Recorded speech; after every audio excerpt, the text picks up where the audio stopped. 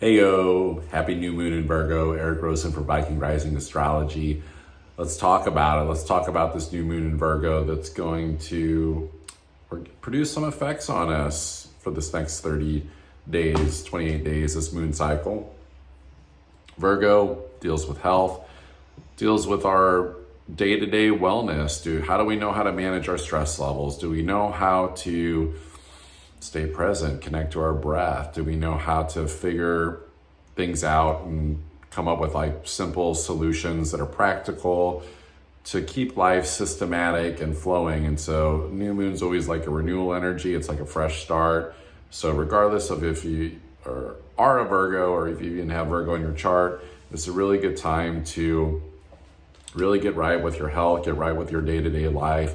What changes do you need to make? Virgo's the editor. It's how do you augment the reality, right? Like how do you stop doing the same thing over and over again, or stop even taking the same approach, the same perspective to life? Now, what's really interesting in the rest of the astrology as this new moon in Virgo is happening is that we also have Uranus around the same time that is stopped retrograde now, meaning the elevator of life that wants to take us and ascend to a new way of being and everything, dealing with our self-worth, with our skill set, our money, our projects, our quality of our relationships, like gaining confidence and consistency and momentum. When Uranus stops, when it goes retrograde, it's almost like our central nervous system that's kind of like, whoa, this ascension process of evolving as a human, as a human race, reaching for the heavens and doing things better in all these physical areas I just mentioned of this Taurus energy. It's like when it stops and then you have a new moon in Virgo, it's like, okay, cool. Like we can kind of like just be human for a bit, like take care of business, take care of your money, take care of your relationships, take care of your work life, like make sure you're using your best skill set and putting quality effort in. But also it's a lot of this new moon, like not making things wrong about your money situation or a project, or how you're making your money, or just like whatever it is. Like it's like being okay with just finding the purity of just the human experience. And at the same time as this is all happening, we also got Pluto coming back into Capricorn, which is really, to me, like the big headliner.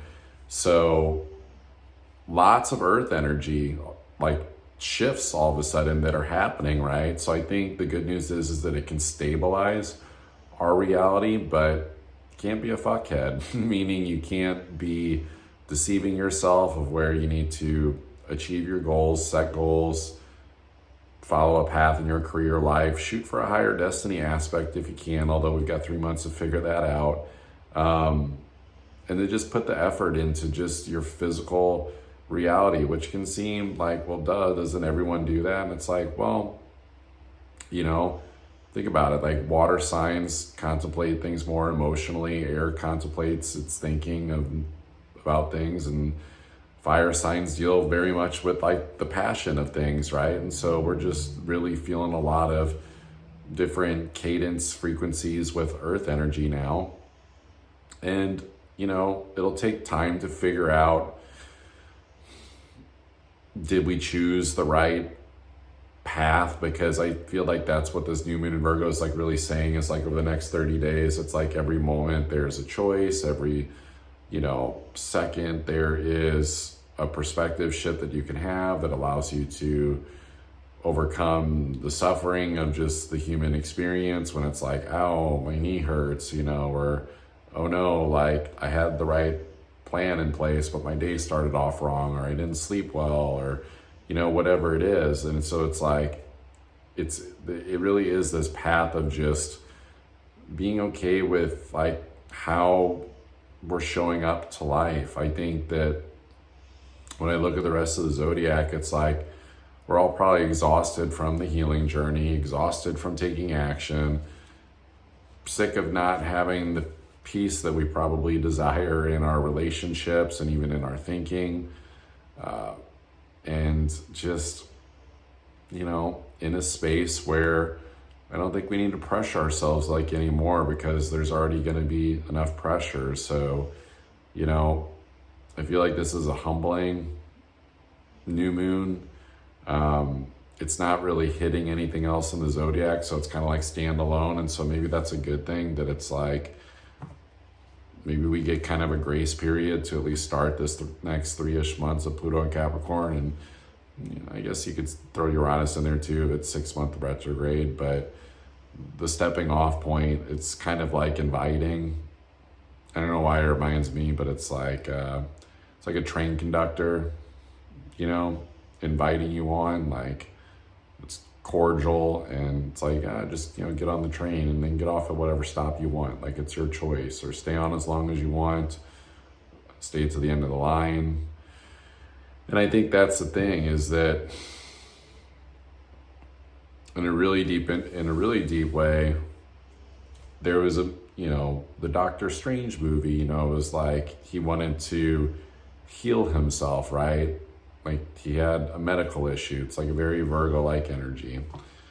And I know a lot of people are having, medical stuff. And this next 3 months is going to bring up a lot around, serious health stuff for people, and paying really deep attention to that. And so don't waste a second of getting right with that. If you're not feeling well, if you know someone that's not feeling well, like, really encourage them from a place of compassion to take care of it. But in that movie, it was like, he had to go first find the guy to tell him where to look to heal. And basically the guy more or less revealed that it was like he used spirituality to heal his legs. But then once his legs were healed, he was like, okay, I'm complete. So it's like he got off the proverbial train. He didn't ride it to the end of the line. And this is what is really the deep spiritual test that is starting. This is the spark, although it may not be felt right away. It may not even make sense and culminate till almost the end of November, when Pluto finishes in Capricorn. Not forever, but for 250 years. So my lifetime, your lifetime, our kids' lifetime, probably, grandkids probably. So it's one of those things, right, where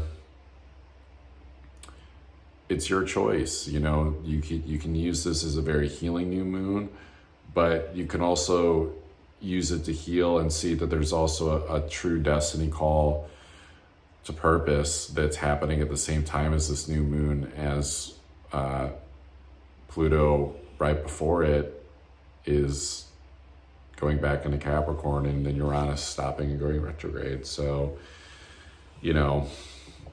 there's a plot twist here, where I think that we've been doing things in our life to try to take care of business, but think about it like this: at any moment, Doctor Strange or anyone that knows how to open up those orange portals can open it up, and it's your spirit guide saying like, hey, we need you to go do this. We need you to help this person. We need you to do this thing, because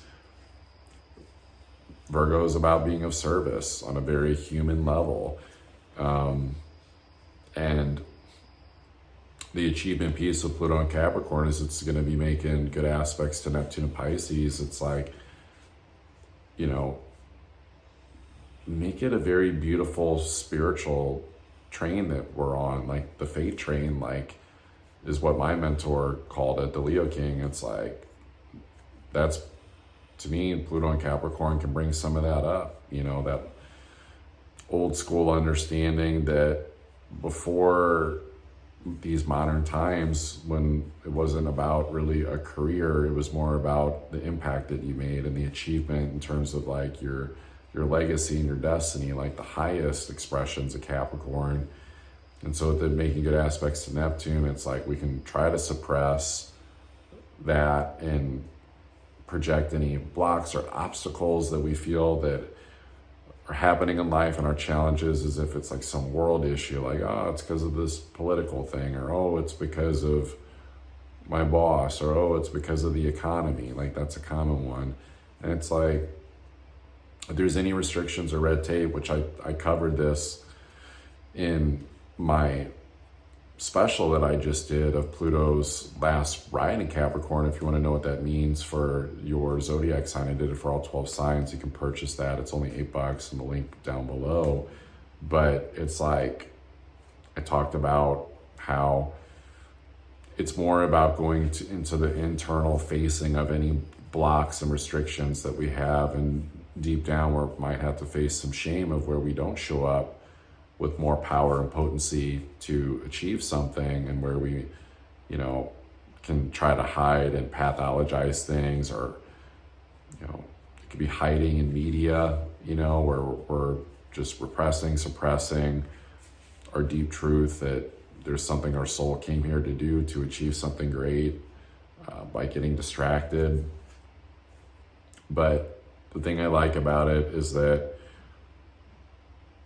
anyone who's consciously aware of any of this, whether it's like, you listen to this horoscope, or you're an intuitive person, or you're practicing evolution, I think it's a good new moon for lots of grace and just purification of seeing that through the lens of the world too. Like, even if people are choosing to get into toxic debates right now, even if people are getting triggered in their ego and blaming and projecting and not seeing that it's them, or putting it out onto the world, or, basically not taking responsibility, it's like we can still accept like them like as that. And that I think the most poetic secret of this new moon is that in actually doing that, of that acceptance of everyone's choices, that the universe can align us with the people that we are meant to serve and be around, because we're not being like picky and choosy from some like very egoic or tyrannical even place, or piece of us that's like fed up, and just like wants things to change and abuses our power, like wants to use people as a means to an end, and to actually see that there's a pretty big portal that's opening up here through the end of November. That, it's like people talk about like, oh, Lionsgate's a portal. Like, the real portal to me is right now to see who's really going to rise up into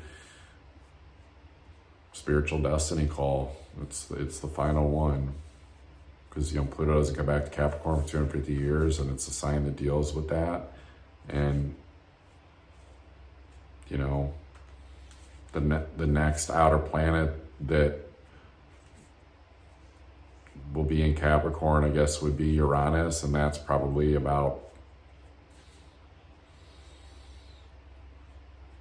40-ish, and it's more than 40 years away. It's like 50 years away. So, as far as like this deep spiritual notion of things go, this is it. And it's not to scare anyone. It's more so just, make every moment count, because Virgo deals with the moments throughout the day that we can stay pure in our thoughts and our outlook, and ride the wave. Ride the wave of, because like even Capricorn like is like dry humor, so it can even be like, even if things like feel harsh or hard, or things are like not working in life, like, can you still sometimes just like laugh about it and remember not to take this reality like too seriously? Because I think that might be the death of some people, is like soul is just like taking things way too seriously, whether it's like one of the most intense political shows that we're ever going to see leading up to the election in North America, or it's very polarizing, this astrology. And so that'll show up in politics, but it'll show up probably in other areas too, armed with the illusion of justice that's actually meant more so to make people feel weird and alone and isolated, because even when we do find a side or we try to agree with people, Are we actually like really connecting, or did we just connect over some false matrix illusion of an issue that's like so ridiculously surface level compared to the depths of how humanity is meant to evolve right now, and find something so freaking deeply hidden in terms of being the change in the world that goes beyond even the words of just spiritual destiny or purpose, because even that carries a connotation that people get into of like, well, what does that look like? You know, what is that? They won't put a label to it or understand it. And with Pluto and Capricorn, it's very hidden. It's more of a very intuitive, acoustic, like you gotta like listen to the world and, you know, stand up on the mountain and fucking almost like be very brave and just kind of commanding and be like, I do want to know, what am I here to do? You gotta have the worth to be able to hold what that message is, and the listening, just being present and sit as long as you have to if you need to. Like, my number one piece of advice for anyone is like, if you're tired of how life has been going, this last 16 years or since 2020, and you're wanting it to change, take care of business that you know is business, everything from just getting through this next 3 months to anything that you feel intuitively, it's your truth, you know, you got to do it. And if you're not sure what that is, or just any other moments like outside of those things of taking care of that type of business, I would be sitting in meditation on the mountaintop and just giving as much time as needed to get clarity on how to navigate these final steps at the top of the mountain. Because when Pluto goes into Capricorn, or back into Aquarius, November 19th, for the next 20 years, it's bye-bye old world, and we're headed into the new world as we know it. It's going to be all of a sudden a drastic shift into like, whoa, like, I know we talked about being in the age of Pisces, but now we're really fucking in it. And not in Kansas anymore. It's like we're lifting off to space. Like, AI is going to be everywhere. Like, there's going to be a lot, and it's a lot of unpredictability, a lot of uncertainty. So at least with this next 3 months, we can start to get a final farewell tour of like what it was like to have certainty, what it was like to have planning and structures and guarantees that I can go to the bank or the supermarket or the warehouse or jump on a plane and, you know, go to a 4-year university. I'm literally throwing out all the things that,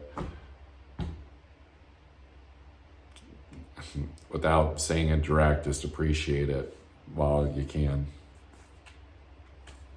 It's not even doomsday stuff. It's just astrology and got